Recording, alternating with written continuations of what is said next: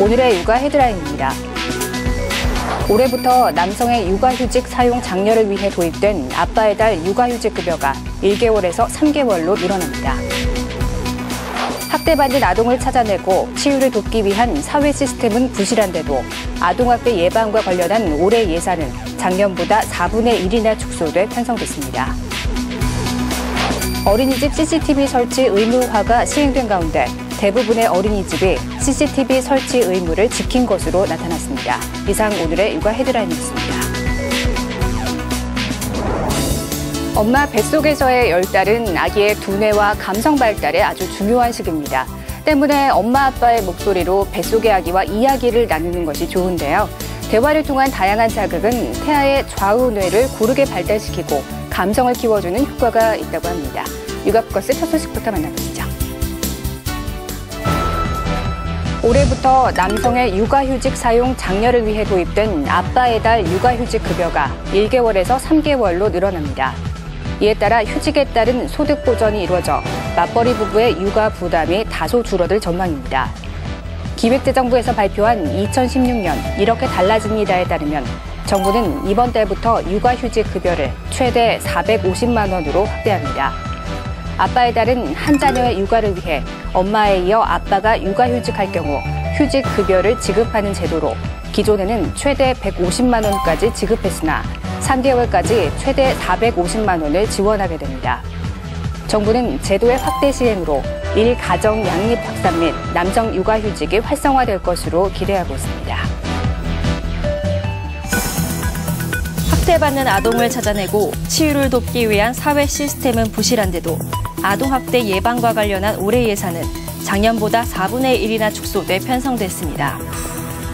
보건복지부 등에 따르면 2014년 아동학대 판정 건수는 1년 전 6,700여 건보다 48%나 증가한 1027건을 기록해 처음으로 10,000명을 넘어섰지만 올해 아동학대 예방 관련 예산은 작년보다 27%나 감소했습니다. 올해 관련 예산은 185억 6천만 원으로 작년 252억 5천만 원보다 66억 9천만 원가량 줄었습니다. 어린이집 CCTV 설치 의무화가 지난달 19일 시행된 가운데 대부분의 어린이집이 CCTV 설치 의무를 지킨 것으로 나타났습니다. 보건복지부는 CCTV 설치 대상 어린이집 38,600여 곳을 점검한 결과 17곳을 제외한 모든 어린이집이 CCTV 설치를 완료했다고 밝혔습니다. 설치가 안 된 어린이집은 8곳이 폐원 절차를 진행 중이고 3곳은 운영 정지, 2곳은 소재지를 옮기는 중이어서 CCTV를 설치하지 않았다고 설명했습니다. 개정 영유아 보육법의 시행으로 어린이집은 보육실과 공동 놀이실, 식당에 한 대 이상의 고해상도급 60일 이상 저장 용량을 지닌 CCTV를 설치해야 합니다. 설치 의무를 이행하지 않거나 보호자의 열람 요청에 응하지 않을 경우 300만 원 이하의 과태료가 부과됩니다. 매년 아동학대로 10여 명이 숨지는 것으로 알려져 있습니다. 끊이지 않는 아동학대를 근절시킬 수 있는 방법은 없을까요? 일각에서는 솜방망이 처벌이 이런 상황을 부추기고 있다는 지적도 있습니다. 사회적으로 큰 충격을 안겨준 울산 계모 사건. 계모가 8살인 의붓딸이 늦게 집에 오고 거짓말을 한다는 이유로 주먹과 발길질을 해 갈비뼈 16개를 부러뜨려 숨지게 한 사건인데 아동학대 치사 사건으로는 이례적으로 살인죄가 적용돼 징역 18년을 선고받았습니다. 칠곡 계모 사건의 경우 8살 난 의붓딸의 배를 여러 차례 밟고 때린 뒤 병원에 데려가지 않아 외상성 복막염으로 숨지게 한 혐의로 재판을 받고 피의자에게 징역 15년이 선고됐습니다. 빚독촉으로 스트레스를 받는다는 이유로 2살배기 입양딸을 옷걸이 지지대로 30분간 때려 숨지게 한 울산 쇠파이프 사건. 아이에게 청양고추를 먹이거나 샤워기로 찬물을 뿌리기도 했는데 최근 엄마 김 씨는 대법원에서 징역 20년의 원심이 확정됐습니다. 하지만 네티즌들은 인터넷 기사에 댓글 수천 개를 달며 징역 20년으로는 부족하다는 반응을 보였습니다. 아동학대 사범은 2010년 118명에서 2014년 1000여 명으로 10배 가까이 급증했지만 기소된 아동학대 사범은 4명 중 1명꼴, 실제로 징역형이 선고된 것은 작년 상반기의 경우 116건 가운데 20건에 불과했습니다. 인천 연수구 11세여와 학대 사건의 경우 아동학대죄로 최고형을 선고받아도 징역 5년형에 불과해 솜방망이 처벌 논란은 계속될 것으로 보입니다. 아이가 사라졌다면 가장 빨리 신고할 수 있는 방법은 전화입니다. 국번 없이 112 혹은 182로 신고하거나 샵 0182번으로 문자 메시지를 보낼 수 있습니다. 가까운 경찰서와 지구대에서도 실종 신고를 접수받습니다. 실종 신고는 누구나 가능하지만 실종 아동이 보호자와 함께라면 대상이 되지 않습니다. 경찰은 전산 시스템에 신고 내용을 등록한 뒤 휴대전화 위치 추적이나 탐문 수사를 통해 아이의 위치를 파악하게 됩니다. 신고 이후 48시간이 넘어가면 장기 실종 아동으로 분류됩니다. 실종자 가족이 동의하면 아이의 인적사항을 포스터나 스마트폰 애플리케이션에 게시할 수 있습니다. 아이의 인적사항을 미리 등록해두는 사전등록제를 이용하면 신원 확인에 걸리는 시간을 단축할 수 있습니다. 통상 실종 신고 이후 7일 안에 발견되는 아동 비율은 92%. 다만 일선경찰서에서 실종 수사팀이 사라져 실종 수사의 전문성에 대한 우려는 계속 제기되고 있습니다. 경찰 직제에서 실종 수사팀이 사라지면서 실종 사건은 성폭력 관련과 학교폭력 사건을 전담하는 여성 청소년과로 이관됐습니다. 이사를 했을 때 은행이나 카드사 등 금융회사에 등록된 주소를 바꾸려면 지금은 일일이 전화를 해야 합니다. 하지만 올해부터 단번에 해결할 수 있게 됩니다. 은행이나 카드사 등 자신이 거래하는 금융기관 홈페이지에서 한 번만 변경하면 나머지 금융사의 주소 정보가 모두 바뀌는 겁니다. 시중은행과 저축은행 등 각종 금융기관의 예적금, 주택담보대출, 연금저축 등 상품 정보를 한 곳에서 제공하는 서비스도 시작합니다. 예전에는 은행연합회나 저축은행 중앙회, 생명손해보험협회 등 각 협회에서 해당 업권의 상품 정보만 제공하고 있는데 이제는 한눈에 비교해 볼 수 있는 겁니다. 올해 2월부터는 주거래 계좌를 옮기면 각종 자동이체가 따라서 변경되는 계좌이동 서비스가 확대되고 통장 하나만 만들면 예금, 펀드 등 다양한 상품을 수시로 바꿔 담고 비과세 혜택도 주어지는 만능통장이 올해 1분기 중에 도입됩니다. 치매 이외의 일부 정신질환도 실손 의료보험 보장을 받을 수 있게 되고 은행, 저축은행, 카드사 등에서 대출을 받고 일주일까지는 불이익 없이 계약을 취소할 수 있습니다. 이촌 향도. 산업화로 인해 농촌의 인구가 도시로 이동한다는 말인데 이제 옛말이 됐습니다. 오히려 도시에서 농촌으로 삶의 터전을 옮기는 인구가 점점 더 많아지고 있습니다. 도시에서 농촌으로 삶의 터전을 옮기는 인구가 농촌을 떠나 도시로 이주하는 인구보다 갈수록 많아지고 있습니다. 도시를 떠나 농촌으로 이동하는 이도향촌이 이촌향도를 제치기 시작한 것은 2007년. 농협중앙회 보고서를 보면 농촌 인구는 1970년대 이후 도시로의 순유출을 지속하다가 2007년 순유입으로 바뀌었는데 2008년 순유출 1000여 명으로 잠시 돌아선 후 2009년부터는 꾸준히 순유입을 이어갔습니다.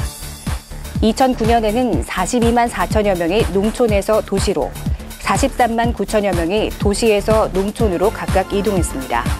도시로 향한 인구보다 농촌으로 들어온 인구가 15,000명 가까이 많다는 뜻입니다. 지난해 농촌에서 도시로 이동한 인구는 33만 5천여 명, 도시에서 농촌으로 이동한 인구는 36만 7천여 명으로 순유입만 3만 2천여 명에 달했습니다. 2014년 농촌으로 들어온 인구가 5년 전에 비해 2배 넘게 늘어난 겁니다. 이 같은 인구 이동의 변화는 저출산과 고령화뿐 아니라 베이비 부머 은퇴, 교통망 확충 등이 영향을 준 것으로 분석됩니다. 특히 30, 40대의 농촌 유입 증가는 후기의 농업 인력 유지, 학생 수 증가 등으로 농촌 공동체를 유지하는 데 긍정적 효과가 있는 것으로 조사됐습니다. 정부가 전수조사에 나설 대상은 7일 이상 장기 결석한 아동입니다. 이 가운데 홈스쿨링이나 장기 입원 등 소재 파악이 된 경우를 뺀 나머지를 조사해 학대 개연성이 있는 아동을 파악하겠다는 것입니다. 정부가 매년 집계하는 학업 중단 학생 통계만으로 아동학대 여부를 파악하기 어렵기 때문입니다. 정부는 이를 위해 시도교육청에 장기 결석 학생에 대한 사전 실태 조사를 요청하기로 했습니다. 또 사전조사 결과를 바탕으로 이르면 이번 달 각 지역 사회복지 공무원과 해당 담임교사가 가정방문에 나설 계획입니다. 하지만 정부가 실태조사를 통해 전국의 미등교 아동 실태를 파악하더라도 과제가 남습니다. 학생의 소재 파악과 추적을 위한 적극적 조치를 주문한 관련 규정이 없기 때문입니다. 이번 인천 어린이 학대 사건의 경우도 담임교사가 독촉장을 보내고 주민센터 관계자를 직접 찾는 등의 노력에도 불구하고 아버지가 전입신고 등을 하지 않으면서 법적 사각지대에서 피해가 발생했습니다. 이 때문에 어린이의 거주지가 파악이 안 됐을 경우 관할 경찰서 조사 의뢰 등 적극적인 정부 개입 법안 마련과 또 위험군으로 분류된 아이들의 경우 꾸준히 추적 관찰할 수 있는 시스템이 마련돼야 한다는 목소리도 높습니다. 미세먼지는 입자의 지름이 10마이크로미터로 머리카락 굵기의 8분의 1 수준으로 아주 작습니다. 초미세먼지는 미세먼지보다 4분의 1 이상 작은 크기인데 코를 거치지 않고 호흡기 안쪽으로 들어올 수 있어서 인체에 더 해롭습니다. 특히 중국발 스모그가 섞일 경우에는 카드뮴이나 납 같은 중금속이 다량 포함되어 있어 건강에 더욱 치명적입니다. 일단 미세먼지가 자욱한 날에는 야외 운동이나 외출을 삼가는 게 좋습니다. 특히 노약자나 호흡기, 심혈관 질환자는 주의를 더 기울여야 합니다. 외출이 불가피할 때는 반드시 마스크를 착용하고 집에 와서는 무조건 손을 씻는 등 개인 위생에도 신경 써야 합니다. 일반 마스크로는 미세먼지가 잘 걸러지지 않기 때문에 호흡기 보호를 위해서는 식약처에서 인증한 황사 마스크를 착용하는 것이 효과적입니다. 또 평소보다 물을 자주 많이 마시는 것이 좋습니다. 수분이 미세먼지를 걸러내는 구강과 기관지의 점액 섬모가 건조해지는 것을 막아주고 독성 물질도 배출하기 때문입니다. 미세먼지 농도가 세제곱미터당 100 마이크로그램을 넘을 때에는 밖의 공기가 실내로 들어오지 않도록 창문을 닫아야 합니다. 가습기 등을 이용해 습도를 높여주고 물걸레로 청소를 하면 실내 미세먼지를 효과적으로 없앨 수 있습니다. 이번 시간은 인터넷에 올라온 재밌는 영상을 알아보는 포커스 핫클립 시간입니다. 어떤 재밌는 영상이 올라왔는지 한번 만나보시죠. 바하마의 한 관광지에서 돌고래에게 물세례를 맞는 할아버지입니다. 할아버지도 입에 물을 넣어 물총을 쏘듯 돌고래를 향해 발사하는데요. 어디 한번 해보자는 거예요? 라고 말하는 듯 돌고래의 반격이 만만치 않습니다. 할아버지의 얼굴에 인정사정 없이 물을 뱉으며 정신을 못 차리게 하는데요. 조련사까지 끼어들어 흥분한 돌고래를 말리자 입맞춤을 하는 척하며 할아버지 얼굴을 향해 최후의 일격을 날린 돌고래. 조련사도 말리지 못하는 돌고래의 장난기가 마치 귀여운 악동 같네요. 해외 수족관에서 유리 헤엄치던 펭귄 한 마리. 투명 유리 너머로 꼬리를 흔들며 인사하는 견공을 발견하고 눈을 떼지 못하는데요. 살랑살랑 흔들리는 꼬리를 움직이는 장난감이라고 착각한 걸까요? 연방부리로 꼬리를 쪼아대며 잡아보려고 안간을 웃습니다. 이상하다, 왜 안 잡히는 거야? 이유를 알 리 없이 유리에 부리만 수차례 부딪히는 펭귄. 강아지 꼬리에 홀린 모습이 선진단만하네요.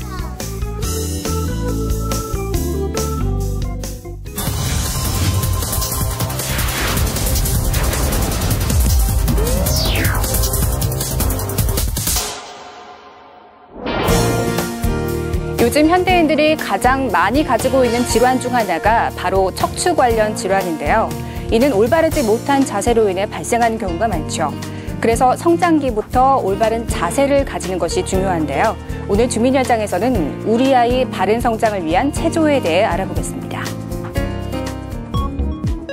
보건복지부 통계에 따르면 자세 이상, 운동 부족이 유발 요인으로 지적되는 척추 측만증으로 2010년에 병원을 찾게 된 10대 환자는 54,177명으로 집계됐고 이는 전체 척추 측만증 환자의 약 절반을 차지합니다. 그렇게 성장기 올바른 체형 관리가 중요한데요. 또한 자세를 올바르게 함으로써 성장에도 도움이 된다고 합니다. 허리를 세우고 몸의 중심을 유지하면서 팔을 수시로 자주 움직여주는 동작이 성장에도 아주 도움이 돼요. 팔 동작은 위로 올리고 내리고 앞으로 뻗고 뒤로 밀고 앞에서 뒤로 휘돌리고 뒤에서 앞으로 휘돌리는 동작. 이 동작은요, 허리를 세우고 등 근육 발달에 아주 도움이 많이 되는 체조이기 때문에 성장에도 많이 도움이 줄 수 있고요. 몸뿐만 아니라 두뇌의 활동도 활발하게 해주어서 집중력을 높여주는 데도 아주 효과가 있습니다. 서울 영등포구에 위치한 윤중초등학교. 이곳에서는 올바른 체형 관리를 위한 체조 수업이 한창인데요. 가정에서 쉽게 할 수 있게 고무공과 의자를 이용해 수업이 진행됩니다. 다양한 동작을 통해 스트레칭이 이루어지는데요. 이러한 동작들은 일상생활에서 쓰이지 않았던 근육을 사용하게 도와주며 척추가 올바르게 유지돼 몸의 균형이 자리 잡히는 데 도움이 된다고 합니다. 체조의 마지막은 피구돌이로 마무리하는데요. 피구를 통해 순발력을 기를 수 있고 주로 사용하지 않는 발로 공을 던짐으로써 평소 사용하지 않는 근육을 키울 수 있습니다. 지금부터 가정에서 아이들과 쉽게 할 수 있는 체조 동작에 대해 알려드리도록 하겠습니다.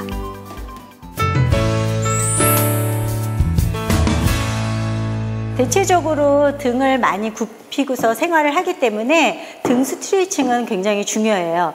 이 힙에서부터 머리까지 최대한 쭉 펴주면서 등을 펴주면은 등에 골고루 근육이 균형 있게 발달되거든요. 골반을 최대한 쭉 펴서 등을 이렇게 펴주면 돼요. 자, 머리를 떨어뜨리지 않도록 주의하고요.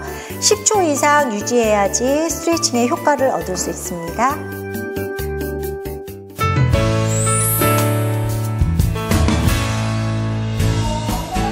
이 동작은요, 걷는 동작을 재학습하는 동작인데요. 걸을 때 대부분 사람들이 안쪽에 힘을 잘 주지 않거든요. 그래서 똑바로 정면을 보면서 허리를 세우고 천천히 또는 빠르게 걷는 동작을 반복하는 거예요. 이 의자를 주변을 도는 동작은요, 이 의자의 양쪽 면을 돌 때 그 바깥쪽에 있는 외전근이라든지 내외 복사근을 사용하기 때문에 훨씬 더 효과적이에요.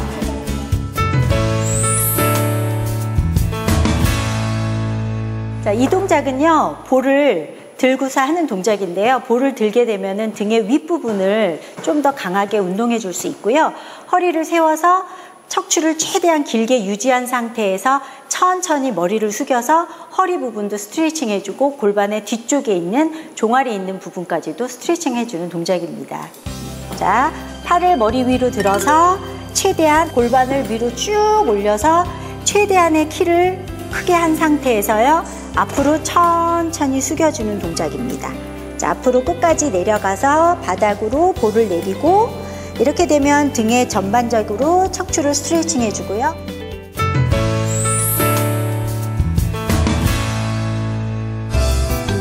자, 앉아서 공을 서로 주고받는 동작은요, 먼저 발에 힘을 먼저 주고 무릎이 벌어지지 않게 최대한 노력을 한 상태에서 허리를 세울 수 있는 가장 최대한의 그 상황을 만들어 놓은 상태에서 볼을 주고받는 동작을 하면서 끝까지 볼을 응시하기 때문에 눈의 감각도 좋아지고요. 목과 목 뒤쪽과 등 위쪽 부분을 최대한 운동해 줄 수 있는 동작이에요. 성장기 올바른 체형을 갖기 위한 체조는 성장에 도움이 되지만 과도한 스트레칭의 경우 오히려 건강에 악영향을 미칠 수 있기에 주의가 필요합니다. 오늘은 올바른 체형을 통해 성장에 도움이 되는 체조에 대해 알려드렸는데요. 평소 아이가 바른 자세를 유지하도록 지도해 주시고 알려드린 체조를 꾸준히 반복하셔서 바른 체형을 가질 수 있도록 도와주시기 바랍니다.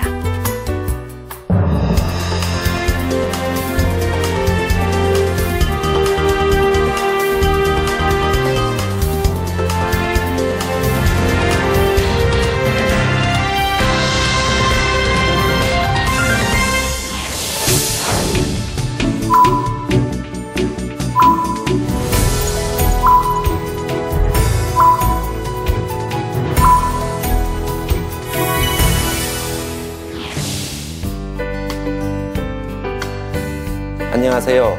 육아방송 시청자 여러분, 저는 대구 보건대학교 언어재활과 교수이자 우리 아이들의 심리 상담을 전문으로 하는 한충근입니다. 가정에 아픈 사람이 있다면 모든 가족들이 힘든 시간을 보내게 됩니다. 그게 사랑하는 자녀분이라면 그 마음의 상처는 더 크게 와닿습니다. 내가 아이를 위해 해줄 수 있는 부분이 적거나 없다는 생각을 가질 경우 그 상실감은 더욱 커지게 됩니다. 하지만 중요한 사실은 부모님께서 밝고 건강한 모습을 아이한테 보여야만 아이가 더욱 빨리 나을 수 있다는 것입니다. 걱정스러운 표정을 아이에게 보이지 않는 것이 좋습니다. 왜냐하면 그 모습이 그대로 아이에게 전달이 되기 때문입니다. 걱정하기보단 아이 앞에서 밝은 모습을 보이시는 것이 더 좋은 결과를 얻을 수 있습니다. 혹시나 시시각각 변하는 부모의 심리적 마음 속에 모든 감정을 아이한테 털어놓지 마십시오. 속상해서 털어놓았다가 이후에 후회를 하시면서 더 깊은 걱정을 가져오시게 되기 때문입니다. 긍정적인 부분만을 보려고 노력하시고 조금은 마음을 조절하실 필요가 있습니다. 아픈 자녀를 둔 부모님들은 본인의 일들이 손에 잘 잡히진 않습니다. 그럴 때일수록 아픈 아이에 대한 생각을 잠시 접고 오히려 일에 매진하시는 것이 좋습니다. 또한 아이에 대한 걱정스러운 생각만 가지시기보다도 본인을 위한 시간을 가져야 합니다.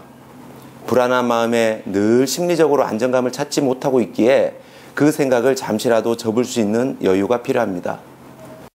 여유를 어떻게 가질 수 있겠냐고 스스로를 옥죄기보다 어떻게 여유를 가질 수 있을지 생각하는 시간이 꼭 필요합니다.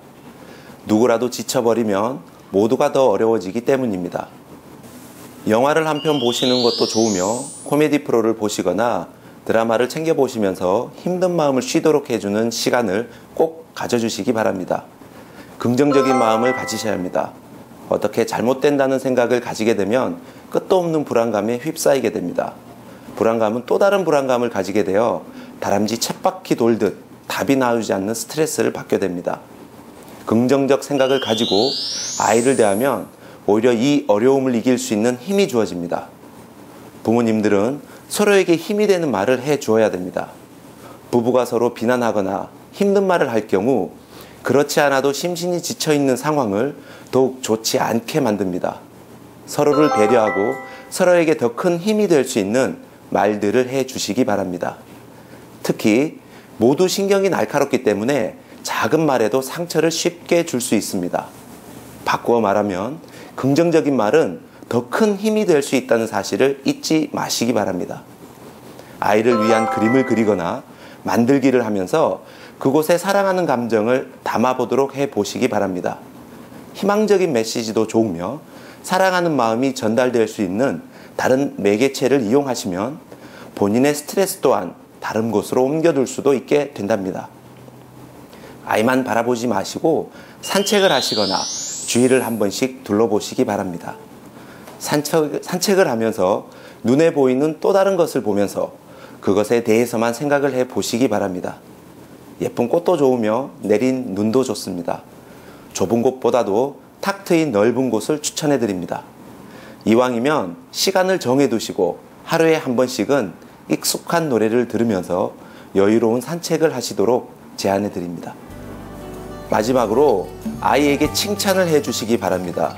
작은 부분이라도 칭찬을 통해서 아이와 즐거운 교감을 가지시기 바랍니다.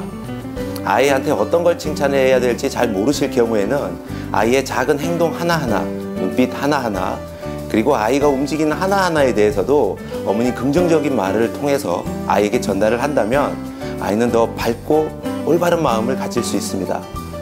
부모님께서 건강해야 아이가 더 건강해진다는 사실을 부모님들 잊지 마시고요. 언제나 화이팅 하시고요. 아이를 늘 사랑해 주시기 바랍니다. 감사합니다. 어린이집 누리과정 예산을 두고 정부와 지방교육감 간의 힘겨루기가 한창입니다. 누리과정 예산을 둘러싼 갈등은 무상보육을 할 것이냐 말 것이냐의 문제가 아니라 보육료 예산을 누가 책임질 것이냐가 핵심입니다. 아이들 교육 문제를 정치적 갈등으로 비화시키는 현실, 결국 그 피해는 고스란히 우리 아이들이 또하는 건 아닐까요? 육아포커스 마칩니다. 시청해주신 여러분 고맙습니다.